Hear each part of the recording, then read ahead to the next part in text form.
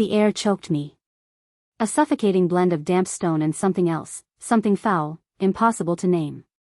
We lived in a quiet valley, tucked away from everything. My family kept to ourselves, always. Sundays were different.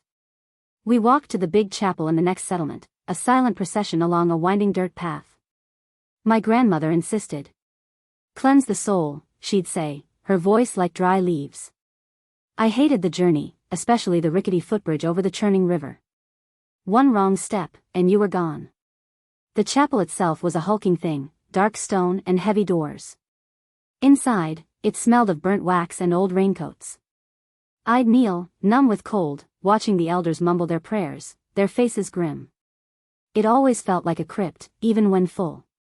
Tonight, it became one. We were leaving, the last few stragglers. The mountain's shadows stretched long and cold. I looked down at a curious pebble. When I glanced up, they were gone. My family had vanished into the twilight, already halfway up the path home. Panic seized me.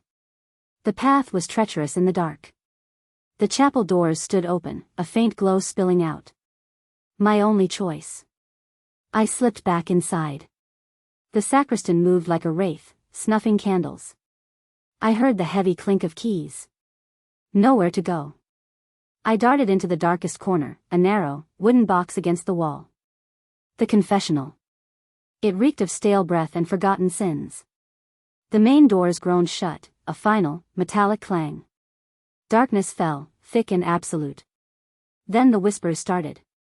Not from outside, but from the wood around me. The small cubicle vibrated. Hundreds of voices, overlapping, indistinct at first. Then sharper, clearer. A woman's low confession of a terrible deed, a man's cold plan for vengeance, curses, pleas for power, desires for pain. All pressed against my ears, through the wood, into my head. The cold deepened, a dead chill. It wasn't just sounds. It was the weight of every evil thought, every unspoken cruelty, every hidden depravity that had ever touched this box.